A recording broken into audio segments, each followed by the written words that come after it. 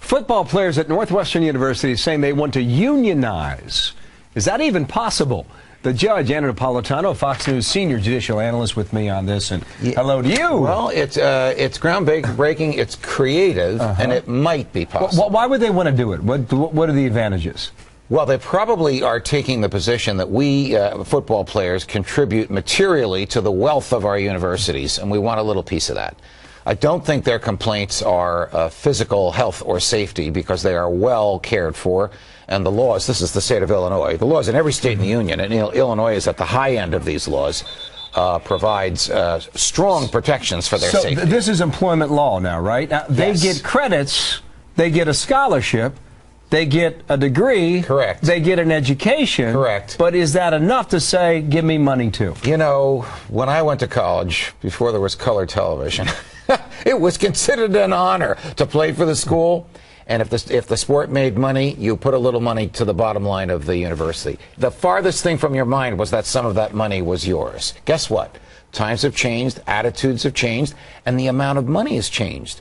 The pools of money that are earned by big-time basketball and football teams are enormous. Huge, yeah. And sometimes they drive the university, too, frankly. Correct. For income. But you are arguing that collective bargaining is not the way to do this.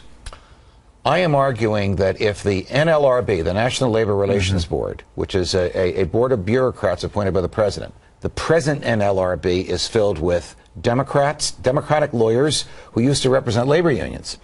If they characterize college athletes as employees and let them join unions and get regulated by labor law, that will radically, drastically, negatively change amateur sports as we know it. Quickly, a lot of unions backing this. Unions like membership.